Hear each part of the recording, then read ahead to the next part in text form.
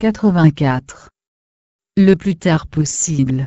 Voici une réflexion récurrente glanée dans les derniers salons l'on cause, des salons à connotation matérialiste, mais pas seulement.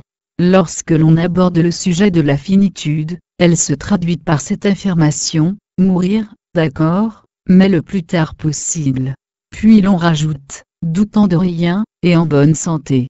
Et si l'on analysait ce propos, dans sa forme complète, il contient de souhait, la longévité associée à une santé florissante. Élu dont l'aspect physique se dispute la génétique et l'hygiène de vie pour s'attarder sur la durée de vie. Miser uniquement sur la longévité suppose que toutes les existences se valent, qu'une année égale une année. Pour soutenir cela, il faut délaisser toutes les réflexions sur le sens et la nature de l'existence, afficher une posture de comptable face aux années qui défilent.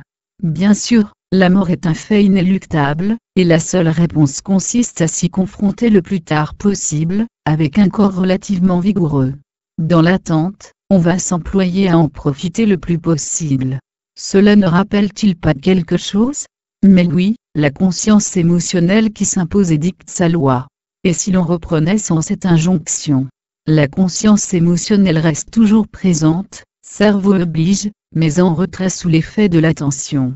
Alors l'existence se vit au présent, développant ce que l'attention observe et décèle, accordant pensée, parole et action vers la compréhension des êtres et du monde.